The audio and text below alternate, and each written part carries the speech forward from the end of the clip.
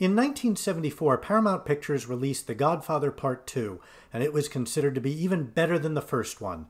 In that spirit, this video is a sequel to last week's episode on campaign finance reform. You can see the link to Part 1 up here and in the description below. If you haven't watched Part 1, I highly recommend that you start there, as it'll give you the background needed to understand some of the terminology and the Supreme Court decisions that I'll be talking about. And now, Part 2 of Campaign Finance Reform is the topic for this episode of Progressive Solutions.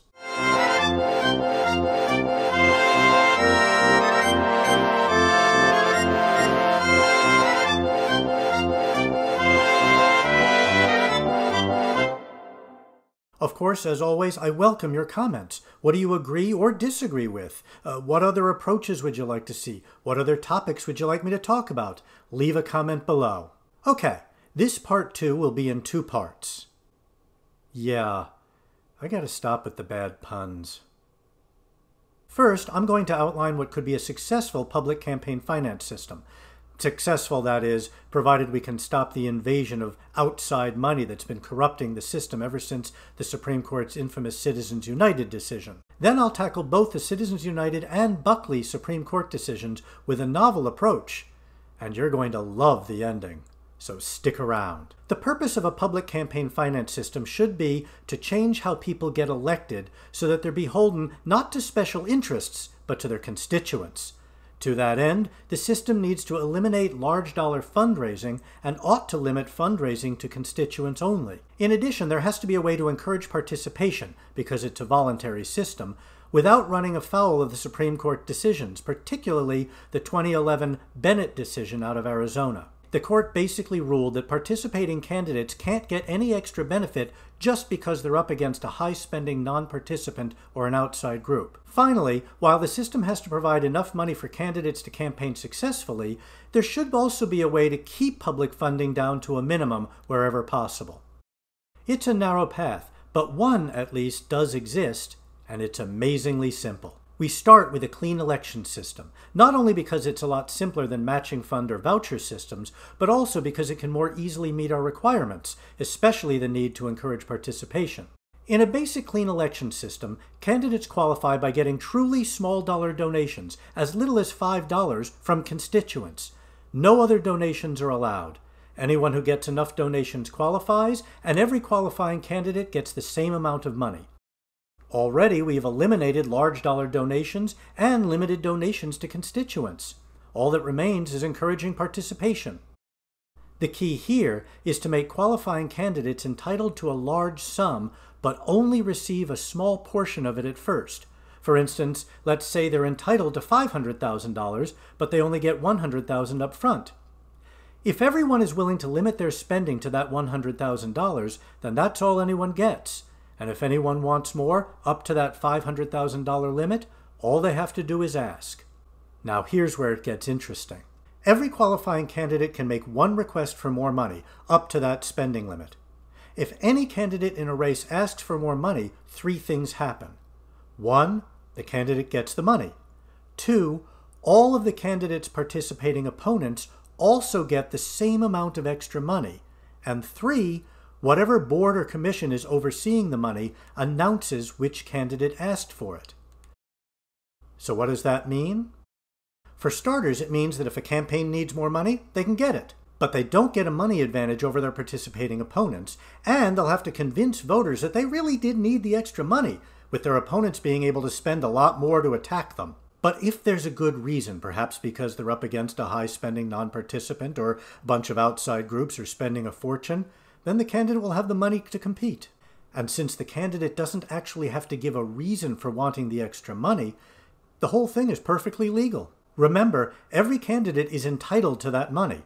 The only time they don't get it is when every participating candidate voluntarily limits themselves to the smaller amount. The trick is to set an initial payout that, in most cases, is plenty to run a campaign with, and set the full amount available to a level that could still compete with candidates who have virtually unlimited funds. That would be a workable campaign finance system that achieves the goal of making elected officials beholden to constituents and not big money special interests.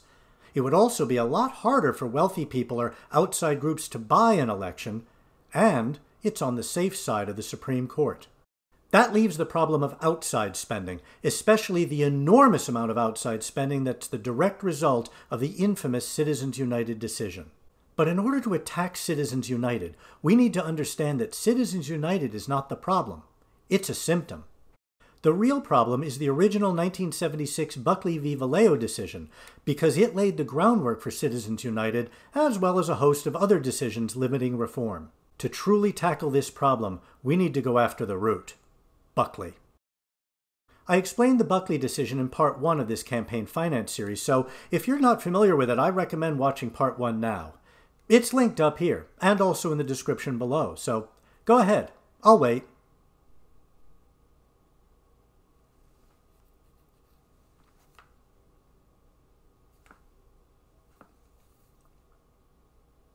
Ready? Okay, I'll push on. The Buckley decision is often boiled down to one simple statement: money equals speech. And if money equals speech, then limiting the amount of money means limiting speech, and limiting speech is unconstitutional. But here's the problem with that interpretation. The Supreme Court didn't say it. They didn't even mean it. Let's look at what they actually said. A restriction on the amount of money a person or group can spend reduces the quantity of expression because virtually every means of communicating ideas in today's mass society requires the expenditure of money. In other words, speech requires money. Now you might think there's no real difference between the two. After all, if speech requires money, then limiting money still limits speech. But wait, we're just getting started. Back in 1976, speech did require money. If you wanted to reach out to a large group of people, you had limited options: television and radio ads, direct mail campaigns, handbills and flyers, newspaper ads, telephone banks. All of these options cost money, a lot of money. But there's one crucial difference between 1976 and now. Now we have the World Wide Web. Now we have social media, and all of these outlets are free. You can tweet all you want, post pictures on Instagram, videos on YouTube, and not pay a penny. It costs no more to reach 100 million people than it does to reach one person. And it costs no more to make 100 videos than it does to make only one. In other words, now we can say that speech required money. But wait, is that really the same thing? I mean, don't the new media outlets work differently from the old ones? After all, with the old media, you could reach out to the people. If you bought a television ad, then anyone watching the show who doesn't get up at the commercial break to go to the bathroom or get something to eat is going to see your ad. With the new media, people have to come to you. If they're not following you or searching for your videos, you're not going to reach them. In other words, you could claim that the old media doesn't equal the new. Except it turns out the old media does equal the new, at least according to the Supreme Court. Here's what they said. Any effort by the judiciary to decide which means of communications are to be preferred for the particular type of message and speaker would raise questions as to the court's own lawful authority. In other words, the old and new media are equal under the law, which means that limiting money doesn't limit speech. That kind of makes you wonder who said it. What bleeding heart, socialist, liberal, tree-hugging wimp with no business sense wrote that garbage? After all, the Supreme Court's right wing, led at the time by Justice Anthony Kennedy, proved in the Citizens United decision that they are perfectly happy with throwing out old Supreme Court decisions they don't like in order to write a new one of their own. So it would be helpful to know which Supreme Court decision they want to throw out this time. Well, guess what? It was written by Justice Anthony Kennedy in the Citizens United decision. Really? The short explanation starts with a law that said that outside groups couldn't spend money too close to an election. The group called Citizens United had produced a movie attacking Hillary Clinton, and they were told they couldn't show it. So they sued. Now, Citizens United didn't originally object to the law, they just felt that they were being treated unfairly. One of the reasons, they said, was that they weren't buying advertising time, but showing their movie on pay-per-view, an early new media outlet.